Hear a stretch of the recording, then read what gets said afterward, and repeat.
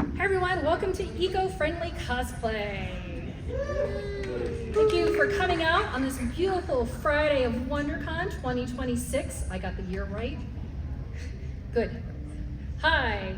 Okay, so this whole panel is basically about how to reduce how much waste we create in this amazing hobby we're all part of.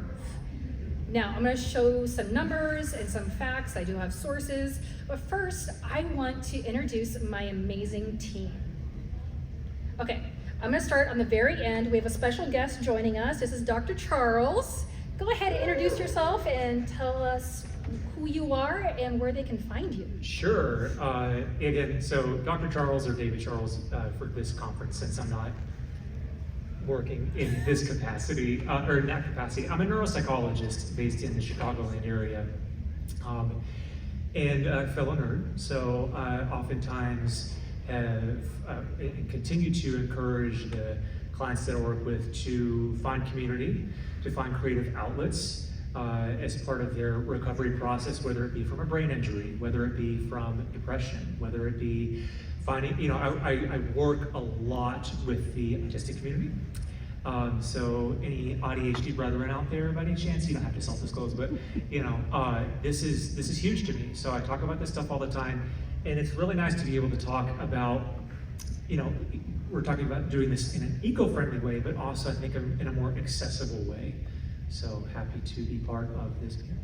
And then next I have my friend Philip Odango. We're actually celebrating our 10-year friend-iversary this year. We met doing competitions together. Oh, in the green room. Yeah, green room, trying to share the one AC unit. Okay, tell us a little bit about yourself, what you do, and where they can find you. Hello, my name is Philip Odango, known as Canvas Cosplay. I'm also based in Chicago, and I'm actually Dr. Charles's husband. Also his PR manager, promoter, agent. What he failed to disclose also was that he's also an author. You can find him at checkinswithdrcharles.com on YouTube and Instagram. And he also has some really wonderful resources for people to help organize their lives, including materials. So you can also find some information about that. For myself, I have been cosplaying since over 20 years now. And actually I have taken a year off from cosplay making and guesting and performing. So this is actually my first time back in over a year to do a panel. So I'm really excited to talk about something that matters to me, which is the rising cost of goods, the pressure to have to be perfect, and trying to make a name for yourself. Sometimes it just adds up to a lot when we can be focusing on ways to save money, be resourceful, and still have fun with the hobby. And you can find me at philipodango.com or canvascosplay.com.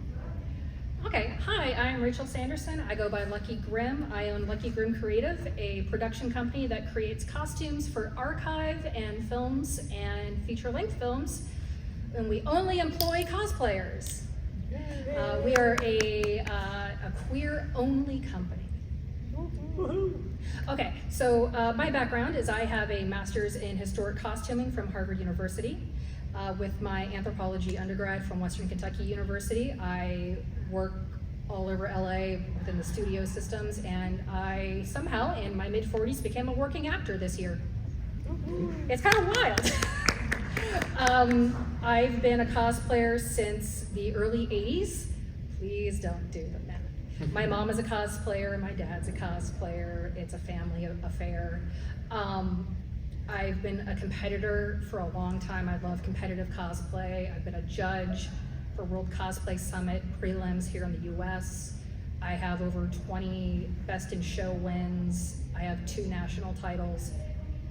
I'm a dork in costume, and I love this. What I don't love is the waste and the impact both the fashion and costume industry have on our earth. And with the rising cost of materials, imports, and specifically oil in our world, I'm not gonna try to get not too political. Catch me outside about that. I'm very active in the political scene here in Los Angeles. I'll tell you about that later. There's ways we can help ourselves and the environment. it. And how this panel runs is it's gonna be budget-friendly, help yourself, a little less budget-friendly, and then we're gonna kind of roast ourselves and show you some of the stuff we've done. And then whatever time we have left over, we're gonna open up for Q&A. Okay, everybody good? Okay. My preface is, I know I come from a place of privilege with my education and background, so if I use a word you don't understand, please, please, please raise your hand and let me know. I'm here to educate you, okay? We all got that? Okay. Okay, by the numbers. I'm gonna throw these stats out at you, and these are all from earth.org, EPA.org, and Boston University, bu.edu. I'm a Boston girl, lived there for a long time. I love this university, they're a bipartisan university.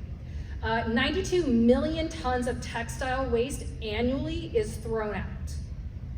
1 garbage truck of clothing is added to landfills or burned every second here in the United States. 70% of all clothing and costumes are made from plastics, which is a petroleum-based item, so the price is only gonna go up as petroleum and oil goes up. Fabric creation accounts for 20% of all global water waste. 91 pounds of fabric is thrown out per American annually. 2,000 liters of water to make 1 kilo of cotton. 20,000%. 20,000. I'm a history major.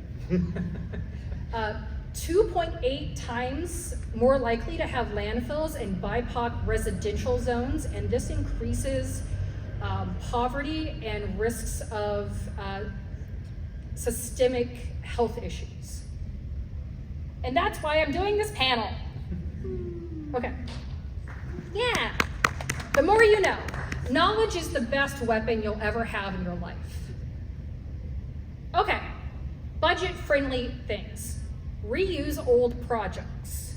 I'm a big fan of cannibalizing old things I have no use for.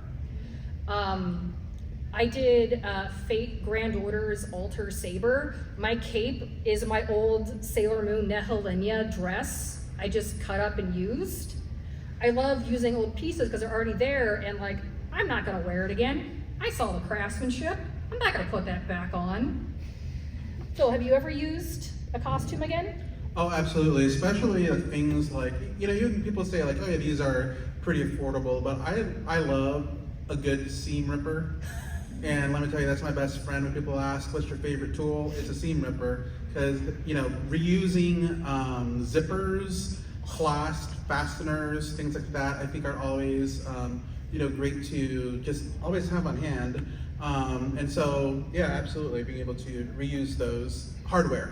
Yes, hardware. I love cannibalizing buttons from things. Even just having something as a base. Yes. If you're first learning how to sew and you're learning how to make garments, find a t-shirt or jacket that you can't really wear anymore and take it apart and learn from that and use that as your base. It's great. Use items from around the house. I'm a huge fan of being like, ooh, what's this soda bottle gonna do now? Or, so I do a lot of ruffles, I do a lot of gowns. So you end up with those big strips of fabric, and you end up with like this giant like Cthulhu of fabric. I get the old toilet paper rolls that are now empty, and I wrap all my ruffles around them, and then I can store them for later. There are so many uses for toilet paper rolls. Mm-hmm. It's amazing. It's great. What about you, Phil? Oh, all the time. Like, I love using pot lids. Like, I'm a lazy person when it comes to like making round stuff. So I look for things around my house that I can use to be a guide. So pot lid covers, become tools. Consuelo. Oh my gosh, yeah. And so we've got a lot of so tomorrow he's cosplaying Astarion from Baldur's Gate 3, and literally his sword, the handle is made out of a toilet paper roll. It is, yeah. In there. So yeah, we definitely practice what we preach in there. If you're not competing, if it's photo ready, my dude, make it photo ready. I love thrift stores and then their cousins' yard and estate sales. Thrift stores are great because this sounds wild. Thrift stores also sell sheets And that's what I use for a lot of my mock-ups. It's great. I have the most bananas looking mock-ups and patterns.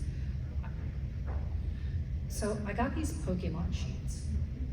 And my friends are like, oh, are you gonna make a dress? And I'm like, nah dude, bunny suit mock-ups. So now I have these like generations of bunny suits that are like 6-year-old Pokemon sheets. Yeah, I love looking for, again, like hardware, things that can cannibalize off of existing items. Sometimes, like curtain rods end up somehow in my cosplay collection.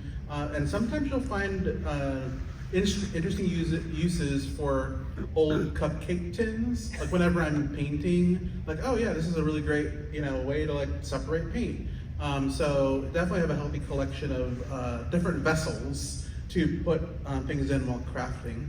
I feel like especially when those cupcake tins get to the point where you're like, I probably should, that's some chemical on there I should not be putting in my body. Yeah, Teflon. Yeah. The microplastics in me recognize and love the microplastics in you. Thank you so much, appreciate that. Feel seen. Thank you for the one person who laughed at me. Okay, so I'm gonna roast Phil. Okay, so I have your, Russell from Up, yeah. okay, look into your closets. A good closet cosplay is really great. It's not only easy on you, it's easy on your budget, and it's honestly kind of fun. When did you do this, Russell? Oh my God, probably 15 years ago or so, something like that. Yeah, and I just happened to have all the things in there, and at the time, I didn't have any like things to make the buttons with, so I just literally just printed them out on iron-on and then just cut it out off of felt and close enough. And then I'm always gonna be a big fan of your Rita Repulsa for many reasons, but here's the soda bottles in action.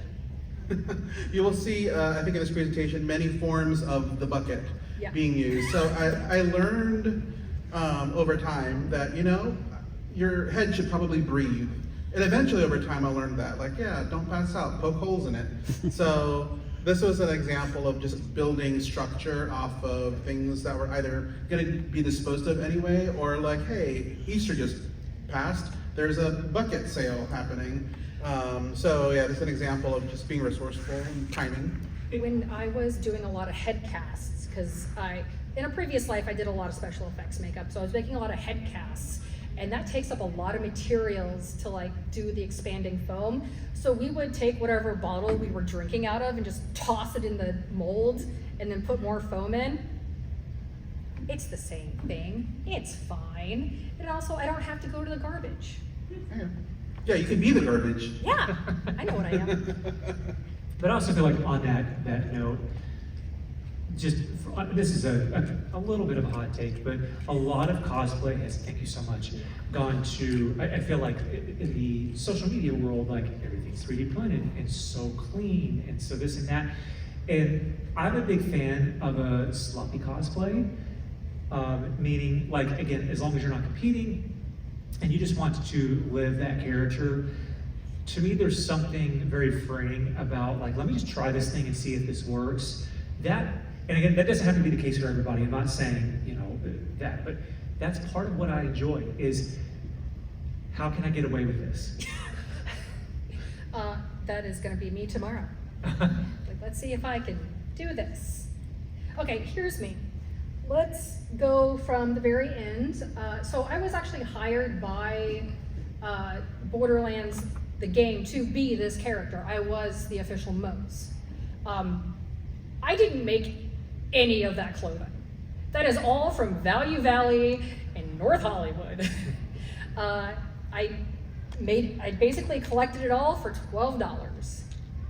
Budget friendly, and then I just painted it using eco-safe paints and then put it all together. I had 2 weeks to make this. I got the helmet from the Army Surplus store. Army Surplus is your friend. The next one is, my friends and I did, Katsucon is a weird creature. We did these really pretty outfits based off our favorite alcohols. I know what I am. So this skirt is also my skirt from my Perfect Blue costume from a different costume from a different costume. I think I've reused this exact skirt for 5 different costumes. It's perfectly fine. No one's ever gonna say anything bad about it. If they do, they're a butthole. So my Cinderella, which I did last year, all this fabric, it cost under $100 because I got it at an estate sale. So it was fabric that was gonna end up in a landfill anyway. These are things called dead stock fabric, which means they're intended for a landfill or to be destroyed. Sometimes different fabric stores will collect them and then resell them. You'll see that under their dead stock. For this, a costume company was going out of business, and I went in and was like, don't mind if I do. And I think almost every costume I've made for the last year and a half has been from this like $100 where for $100, I made up with 17 bolts of fabric. But yeah, the only thing I bought for this was the lace. That's it. Everything was like a reuse. And that wig was an old wig I had. That was my Power Girl wig that I just redid. And then my dragon, those are curtains. Those are my old curtains. Because I could not find this pattern anywhere. And then I looked up and I was like, oh, that's why I like that. Curtains, tablecloths, shower curtains. All the time, Yeah. all the time. I use curtains all the time. Like, also, if you need like a very sheer fabric, you don't want to spend a lot of money because for some reason a lot of sheer fabrics cost so much, buy curtains. Go to Goodwill and get curtains. They're perfect. They also take dye really well. You can still see the crease from when it was on the hanger because I'm trash and I did not steam it. Okay, a materials deep dive. Okay, so this is a little bit more expensive. We're gonna go into the things you can actually use to create new costumes. So your eco fabrics, coffee faux leather. There's a lot of new technology using coffee beans and the husk from coffee beans. So if you don't know, coffee is a berry and they roast it, pull the berry off, and then the seed inside is your coffee bean. Now, the seed they pulled off after roasting it is what they can turn into leather-like items. These are a pair of shoes made from those coffee waste. They've also created types of cottons, different plastics, specifically Lycra types, so things with 4-way stretch out of this, which is great because almost all fabrics right now you can go downtown or to any store, RIP Joann's, is a petroleum-based product. So this takes that out, and it's also, as long as you're not allergic to coffee, which is it's very, very rare, as somebody with weird food allergies, you're perfectly fine. And the water it takes to make this is much, much less than regular cotton. Now, it does come out of price because it's still new, it's rare, and you have to go directly to the manufacturers, and it is currently only manufactured in Hawaii by native makers. But yay, support them. Please support Native Hawaiians. Next is bamboo fabrics. Bamboo is a weed. It just grows. If you put a bamboo stalk in any piece of dirt, it's gonna keep growing, whether you want it to or not. Because of that, bamboo is a great resource. It has 0 calories in it. Pandas, why? But the fibers that come from that make amazing fabrics. It makes silks. It makes specifically matte spandex. My Captain Marvel is 100% matte spandex from bamboo. These are not as expensive as the coffee leathers and coffee spandexes because it's been around since 800 BCE. It's been around, it just wasn't promoted by white people. Let's be real. Trying not to get political. You can get this downtown. If you go to Blue Moon Fabrics, downtown, they have it, just ask them for it. If you're on East Coast, Spandex House and Spandex World have it, and they'll custom print it for you. Hemp fabrics. Yay, we all know what hemp is. We live in California, it's legal. Yeah, hemp is great. If you need a linen, you need a silk, you need a cotton, look for hemp. Nowhere near as expensive. Very rarely does it come in wide widths. Good luck, little buddy. It's really great to like do your mock-ups. It sometimes smells weird when it gets wet. We know what that smell is. Viacon Diaz, wear deodorant. Any comments on eco-friendly fabric materials? Yeah, there's a lot more materials coming out, from pineapple. Yes. Fabrics. They're called piña fabrics. We're also seeing a lot more mushroom-based leather that's been coming out as well. So I think that's really wonderful since it's a renewable resource. So yeah, we're seeing a lot more. Sometimes you don't even have to use a real leather. There are techniques where you can use foam which is not eco-friendly, but make it look like leather with an old school crushed aluminum ball and imprinting on there to create leather type of effects. One thing I like to do, and I've seen you do it a couple of times, is when I want to use leather, I use what is called cast-offs. And real leather is always going to be more eco-friendly than fake leather. That's just the nature of the world. That's why real fur is always going to be a little bit more eco-friendly than fake fur. But you get cast-offs, so it's stuff that has already been processed and is from old clothing items. So like you go to the thrift stores, you go to estate sales and you buy like leather jackets, leather pants, old fur coats, and you cannibalize those and turn them into things. Faux fur or faux leather, once again, a petroleum product, causes a lot of, we're gonna talk about gaseous fumes in a minute, but yeah. Yeah, and I think a lot of what we're talking about is a bit of a mindset shift. Yes. You know, I'm gonna bring the clinical lens into this for just a second. You know, sometimes we have this idea of perfection and things lasting forever.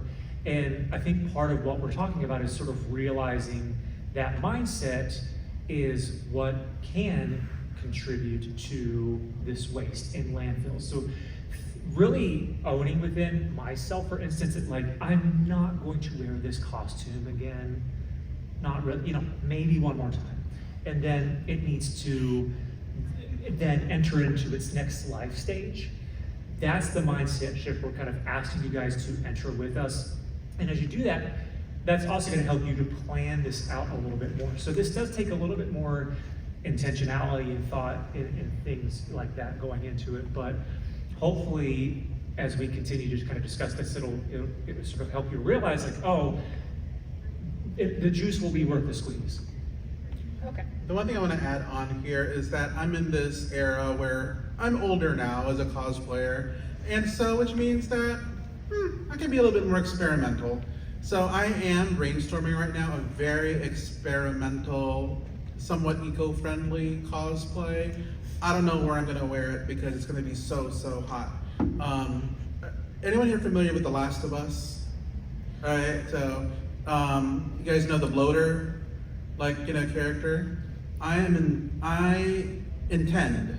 He's obsessed with this. I intend to I make hear a about it bloater cosplay out of tortillas. And I am going to compete in this because I will cook every single tortilla. A fully cooked cosplay that will grow mold and you can only wear one time. Just because I am so old enough and over the cosplay contest shenanigans of gatekeeping that I'm gonna go in there, I'm gonna compete and I'm gonna win. I don't know when, but I wanna try. Anyway.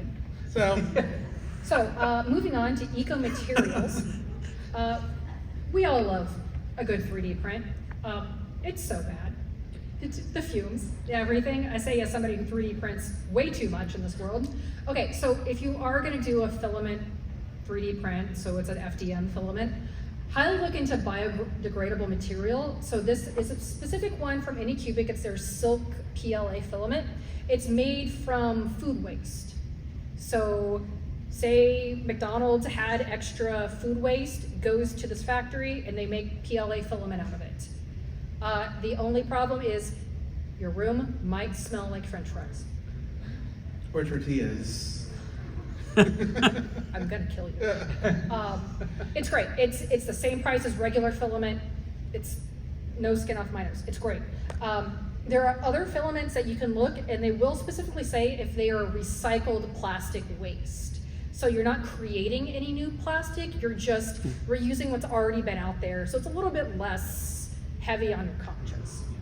And I just want to quickly recognize, sometimes it is hard to get away completely from there being some waste. Like that saying, there is no ethical consumption under capitalism, right? Like there is no sometimes perfect way of doing this, but that, don't let perfect be the enemy of the good.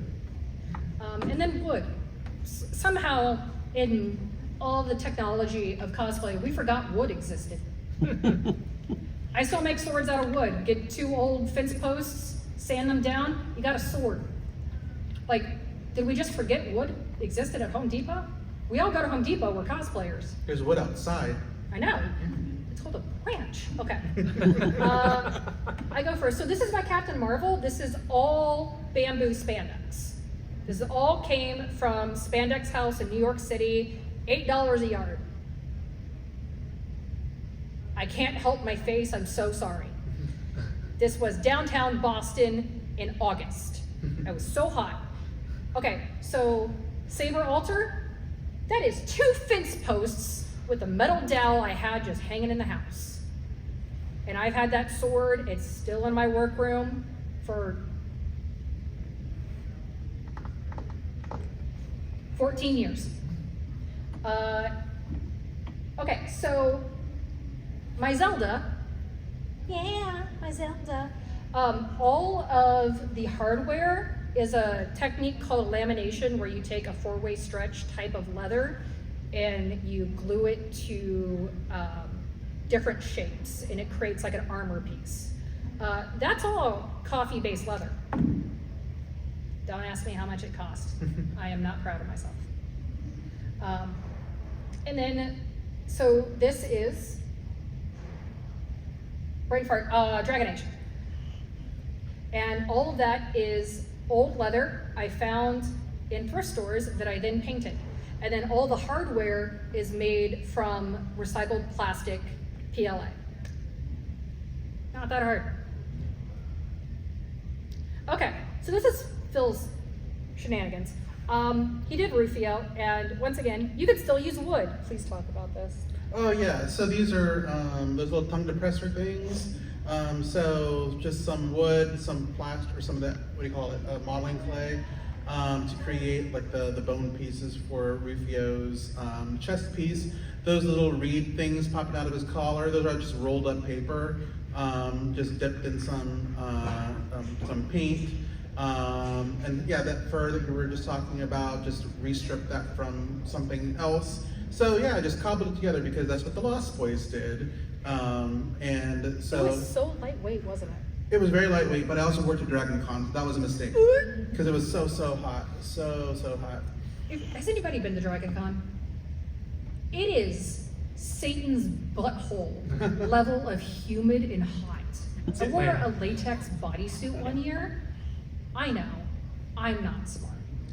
And okay. And then this was part of your Wicked collection. You did this whole collab. Yeah, so making cosplays for other people. So this was it was actually really interesting because Joanne, rest in peace Joanne, they had this little section there that was like the $2 a yard section, the little craft fabric, which was interesting because I was struggling with, like, I needed fabric that was like firm enough and had a thickness enough that would actually allow folds. But then I was like, I don't want to do all the work of adding in interfacing and stabilizer and all that. So the $2 fabric really went far for what I needed. This is the fabric you make those reusable bags out of. Yes. It's a non-woven, and there's no petroleum base in this, and that's why it's so cheap.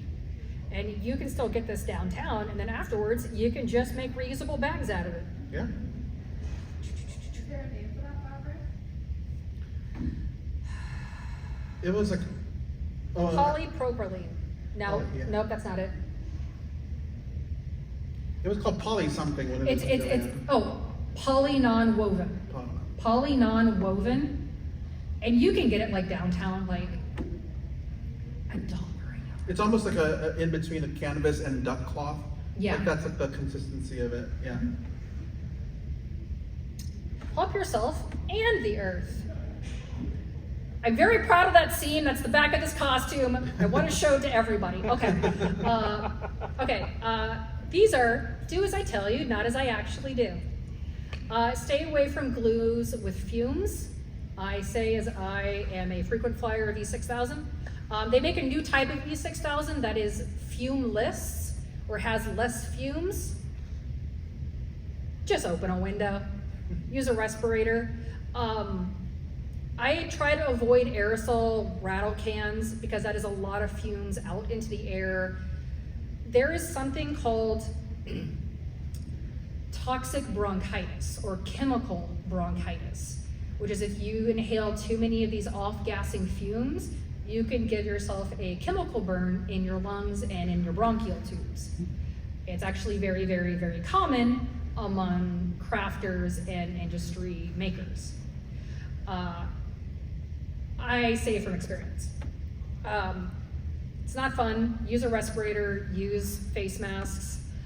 If you are gonna use those type of things, I just don't like to use rattle cans. They're not really good for the environment. I would just rather use an airbrush, or I love getting weird and getting my hands covered in paint. I will admit that, there were times when I didn't have any masks or respirators and ended up just using my CPAP machine. It's not built for that, but hey, you gotta do what you gotta do. Plan meticulously. Plan meticulously to avoid overconsumption. I cannot stress this enough that 30% of a costume build is planning. It's just the nature. If you don't like planning and you like to just do it live, you're gonna waste time, you're gonna do yourself a favor, do the planning. I love the planning part. I love being weird and looking up reference photos, doing the math I'm not good at math, but I like doing the math problems, looking through patterns. My craft office is just, I don't know if you can tell, I am a anxious, anal retentive human. Can I Yeah, go for pitch it. I want to pitch a quick question to you guys, if that's okay.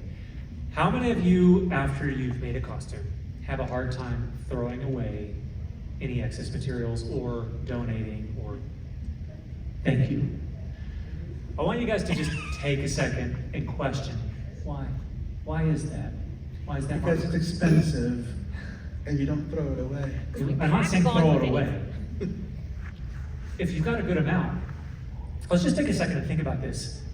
In the few situations where we do overconsume, what are some things we could do with that material so I worked a lot with people with a little fun thing we call hoarding disorder. It's there's a whole background. And there's different types of beliefs, hypersentimentality, there's the financial beliefs, there's this other sort of issue with I have this duty, I have this responsibility, right? And that's part of what we're talking about here. So sometimes throw it away, knowing it's gonna go to a landfill. That's not necessarily what we wanna do with it. But I also think just one other thing to throw on there is thinking ethically, responsibly about what you can do, and then really the psychology tip that I would give you guys is planning in your head, like after I'm done with this, I'm going to take this to this place and then set it by your door, put some intentionality behind it so that you kind of can get yourself, future you, to carry that through and be responsible with it. So the next slide says, the aftermath, donate unwanted materials. There we go. Yeah, so there are places all over Southern California where you can donate old craft materials, and they'll take them, make sure they're safe, they're good, package them up, and then if they're not sellable, they'll take them to foster homes, they'll take them to hospitals. There's places to donate unwanted stuff, and for me, I had a hard time letting go of like this one scrap of fabric. I could use it somewhere. No, I'm never gonna use that. It's gonna sit there, it's gonna take up space, it's gonna annoy me, and it's gonna haunt me. It's gonna be a ghost in the back of my head. There is a sense of relief and a helping of yourself by taking things and just being a friend that wants to start cosplay, be like, oh, I have these extra materials. You could take a day break from Resident Evil Requiem and make a trip down to the recycling place, right? Game's so good. It's Okay, so that game's good. really good, but that plot is terrible. It is. Yeah. Hot takes. Save and organize what you do want to keep. Organization. And all the ADHD kids are probably going like, trust me, once you get into an organizational pattern you like, and that makes your brain go, you're gonna love it, and you're gonna keep with it. And if you're like me, and your level of organization is put these things in a bag, and then you hide the bag, when you find it, it's a wonderful surprise. Like, oh my goodness, I had this all along. You're never coming back in my house. Used your costumes many times. Okay, I'm gonna get on my soapbox. Again, I've just always been up here. We have fast fashioned cosplay. It's just what happened. I'm super happy we can easily buy pieces or whole costumes. It's great. When I started, and even like right before pandemic, we could not do that. It just didn't exist. And in my size, not gonna happen. No bueno. But we have fast fashion where we have to have the newest costume, ASAP. We can only wear it once because then it's old. Stop doing that. Stop it. No one cares if you reuse a costume. Most people think it's cool to see you in a thing again because it's you made it or you put it together or it's you and they just want to see your face. And if you make a costume, wear it more than once because making costumes is a dying art. As somebody who makes things for a living, it is a dying art. So if you make it, you put your heart into it, you put blood, sweat, tequila into it, wear it more than once. Like, you don't even have to wear it to a convention. Like, have a cute tea party with your friends at the park and wear your costumes. Book a really cool photo shoot at an Airbnb so you have the cool photo so that when you do retire it, you don't feel bad about it. I don't know about you guys, but I feel like being a cosplayer, you get invited to all the cool Halloween parties. I hate Halloween. I'm so sorry. No, I love Halloween actually. I am an A+ Halloween person because I am a sociopath for the joke. My roommate went as we've done the okay, that's a different panel. That's a different panel. Find me later and I'll give you our Instagram. We are unwell.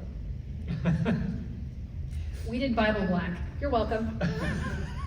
4 people got it. You're welcome. I forgot this slide was in there. So the bucket reappears here. I'm a cosplayer of a certain age that loves Indiana Jones. And so this was my Molaram cosplay made out of a bucket, but also old school armature, right? Techniques of like wire. In this case, I was using paper towels and duct tape and creating, But here's the thing: is I work in studios making things professionally, and this is how we still do it. It's still done this way. Because I'm like, I have a wire hanger, I have foil, I have painter's tape. Let's go. And tequila. Yeah. So anyway, this was one of those, like, I wanted to have fun because I made it because that cool structure was actually part of a touring art exhibit, outdoor exhibit, and I was like, I wanted to create a costume that would work well with it, and it did, and so I had a lot of fun. But it was layers of fabric, and it was really, really hot. Yeah, but it was a lot of fun. Oh my God. Sorry, this is the part where we just slowly roast ourselves.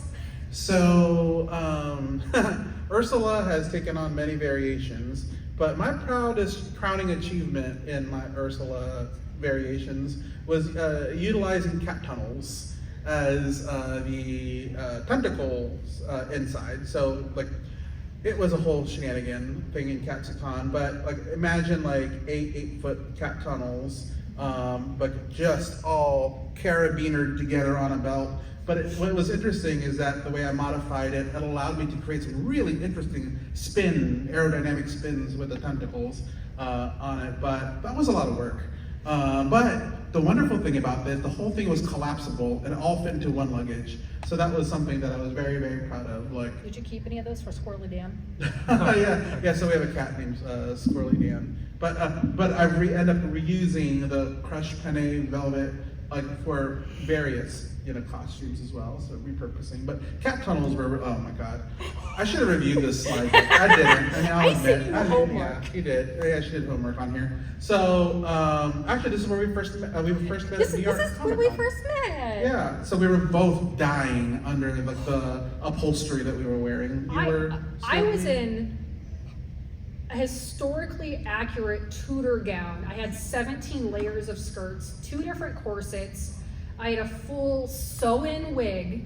Trying to explain to the judges what a sew-in wig was. Okay.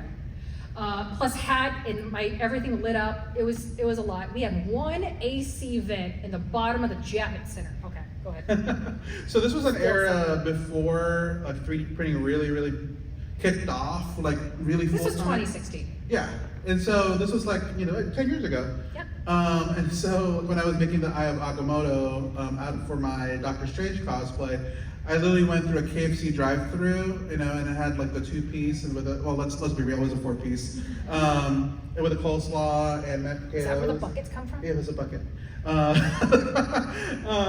then I was like looking at like the container, and I was like, huh, that little red lid, and that became the base of the Eye of Agamotto that I created. And eventually this cosplay ended up getting featured by Marvel. And then so I was like, yeah, that's how a little KFC lid got me on Marvel's Didn't you website. make another one of those? I did make one of those for Jimmy Kimmel. So it's an interesting story. I got contacted by his production team. So I'm sure the clip is still online. But so his production team contacted me after they saw it. And then they actually wrote an inside joke in the skit when Jimmy Kimmel asks, oh my god, what's his name? The real actor, Benedict Cumberbatch. He points to his Eye of Agamotto and says, "Is that from Etsy?" Because they totally bought it from me. Okay, so this is by Mercy. It's the Hannah Alexander version. It's like a Saint Mercy. That fabric is curtains. It's curtains, and I just dip dyed them because I'm cheap. Yeah. And so all of the foam in this is something called L200, and where regular EVA foam is a heavy base in petroleum, so it's oil based, L200 is latex based. So one, make sure you're not allergic to latex. You can buy this pretty readily if you go to Foam Mart in Burbank. Yes, there is an entire store dedicated to nothing but foam and foam accoutrements. And because it's latex based, it's a little easier to work with, and it squishes down like a stress ball. And all I have to do is, even though it's painted with latex paint, I just steam it and it pops back up. And because it's latex, it's waterproof, so I took this whole costume into a waterfall in New Hampshire. Sociopath for the joke and the photo. It's great. It still exists. I have it in a bucket somewhere. I will borrow that bucket. Stay away from my buckets. Okay, so this is my favorite costume I've ever made in my entire life. It's my wizard from Diablo 3. I won Boston Comic Con, and I was top 5 for BlizzCon. Go me. You mean you're saying that's not from Avatar? I can't say that word. Okay, so the waist and the placket in front is deer hide. It's cast off deer hide, so it's stuff that was supposed to be on a couch, but now it's on me because it was gonna get destroyed anyway.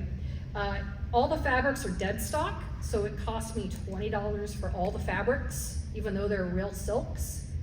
And so the book is, even though it's covered in jewels and everything, so when Joann's had a Halloween sale and they had those fake spell books, I got one before it went into the dumpster. And then I got a styrofoam skull and cut the face off and covered it in gems. And that was my prop. And then I learned how to rig the book to smoke by using an aquarium motor for when you go deep sea diving and have to keep your fish alive. And the e-cigarette I actually used behind the auditorium to take the edge off. Yeah. And the things down the sides are paper towel rolls.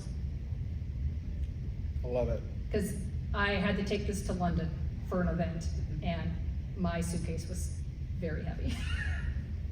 Okay, thank you guys so much. We have about 5 minutes-ish.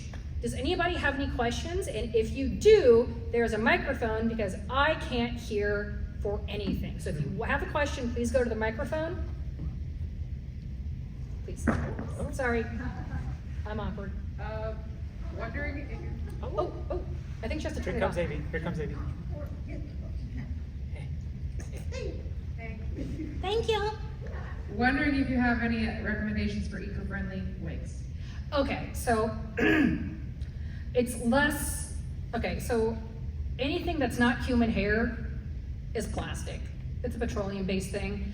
The best way to look at wigs is if you get a human hair, make sure it's ethically sourced, or cut your losses. You know you're gonna buy a plastic wig, go to a mom and pop shop or go to an ethnic store where, one, we need the money in those industries. Don't buy it from Amazon. Please don't buy it from Amazon. Please don't buy it from Amazon. And 9 times out of 10, those mom and pop shops, you go to downtown, has a better price, a better quality of lace. I would just say this is probably one of those there's no ethical consumption under capitalism kind of situations. Just Put it back into the community. Just, When you go to the beauty shop. That's yeah, right. yes. That's right. Go to the beauty shop for your wigs. We all know what it looks like. We've all been there. And if you have questions, they know more than we do. Okay. I also next. want to add there too, like, you know, if you get really creative, you can do some fun stuff with yarn. And taking apart yarn to create facial appliances, eyebrows, like things. I mean, some people I've seen people do like a whole Sally from Nightmare Before Christmas out of like a yarn. So there's some really interesting things that can be done. You know, it takes a little bit more time, but just as effective. And so maybe a little bit more budget friendly. Okay. Next. So I do a good bit of sewing, and I'm on this little page to throw away scraps. So I've been acquiring buckets of scraps, and I was wondering, what do you guys do with like the small scraps, like the couple inches? I find some uses, but I have way more scraps than I can use, but I don't want to just lost them. So I'm just wondering, what do you guys like to do? Okay, so there's 2 things I do that are kind of my favorite things. Is sometimes I need a weird patch, or to put a patch somewhere, or if I have a big enough piece, that's going to be part of a pocket. And then say I have to stuff something, or I have to make like a roll, or I have to make something a little bit bigger. Hold on. So see how the edges are a little puffed up? So underneath there is extra scraps of old fabric that I stuffed up in there Back in fabric. to give it the like 3D effect. Yeah. And it's just little tiny bits. I just take a chopstick and just Okay. Firmaments, things like that. yeah. I was gonna say, yeah, 'cause I do, between the two of us, I end up doing a lot of the props and weapons, and that's kind of the stuff that I like to make. So if you ever did any of that, like I noticed your gauntlet, beautiful. Sometimes it's tricky to think about, like, okay, how can I firm this thing up? How can I support this thing? So having those scraps and just kind of jamming it in there, or however you want to do that, that's the way I like to use it. Okay, thank you. Yeah. Next. Where do you find good estate sales? Okay, so Facebook Marketplace. I scroll through Facebook Marketplace like it's its own social media app. I know, I'm weird. And then there are like, it sounds so dumb, estatesales.com. There are Facebook groups that are just about estate sales. Yeah, Facebook Marketplace, Craigslist. It's the same place So you want to buy a cheap used bicycle, the same type of places you would go to find a cheap used bicycle. Kind of like that. You know, one of the things that we didn't talk about, I'm a little bit more living on the edge when it comes to sourcing things. And I have a thing called harvesting, where I have a little toolbox of, it was easier when we had masks because nobody knew who you were. But I had a little box cutter, some gloves, and I would drive around rich people's neighborhoods during trash collection day, the day before. And let me tell you, people throw away like Ethan Allen sofas. Like, what in the world is the world coming to? And I'm there in daylight with my mask on, like just cutting up sofas and scrapping all of their vinyl, all of the pleathers. And I use that to make an entire Witcher outfit because I can, and I did. And it was still hot because it was premium leather. I live in Sherman Oaks, and there is always stuff by the curbsides. It's called a catch and release program for items. Also, like, if you want to, there's things called buy nothing groups where people like have items and they're getting rid of things. Like I had somebody that was asking like, hey, I'm learning to sew. Does anybody have stuff? I'm like, perfect. I have this whole bag of fabric. I don't need anymore. Come and get it. So I gave it to them. Yeah, your buy nothing groups are great. Okay, we are wrapping up. If you have any other questions, want to come find us, we're going to be outside for the next few minutes. You can find me, I'm only on Instagram, at LuckyGrim. You can find me on, you just Google me, Philip Odango. I mean, she asked like, okay, can you send me photos? I'm like, I had to go on Google, because like, I don't remember where I put stuff. So Philip Odango, PHIL1LIP, Odango, Odango, and you'll find my social and website on there. On Instagram, I do believe I'm Dr. Charles PhD. You also have a YouTube channel. I do have a YouTube channel called Check-ins with Dr. Charles.